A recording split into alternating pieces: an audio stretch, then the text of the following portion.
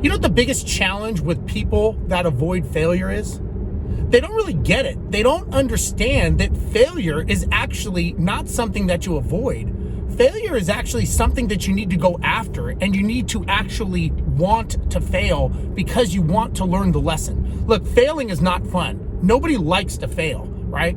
And it doesn't mean that you are a loser. When you give up, then you're a loser. But if you fail and you actually learn something from it and you learn how to be better because of it, it could be the best and most successful lesson you ever learned. So I talk to so many people and they want to get into real estate, but they're afraid to fail, right? They tell me like, oh, I don't want to buy the wrong house.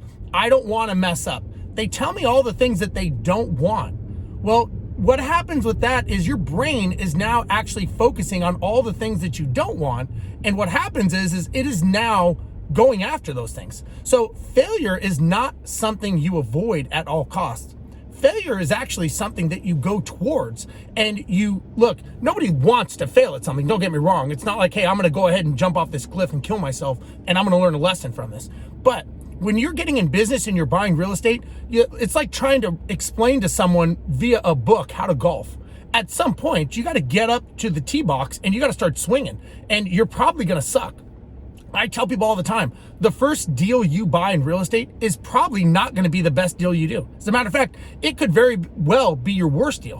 What you learn from it and where you go from there, there's the lesson. Because I guarantee you, the first deal you do and how you look and the things that you are afraid of on deal number 1 will be completely different than deal number 5 or deal number 10. The lessons you learn and the mistakes of maybe trusting the wrong people, not asking the right questions, right? Not running your numbers correctly.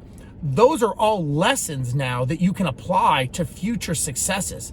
If you just buy one deal and you get ripped off and you go, oh, real estate sucks, I got ripped off. Well, then that's exactly what you got, because you didn't learn the lesson from it. Sitting there and saying, okay, how can I actually go, all right, maybe I need to tighten up my screening processes. Maybe I need to rethink what it is I'm doing when I am talking to contractors.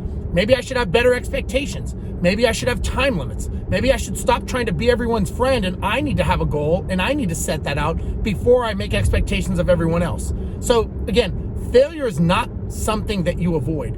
Failure is something that you accept and you deal with and you learn the lesson so that you get better in the future.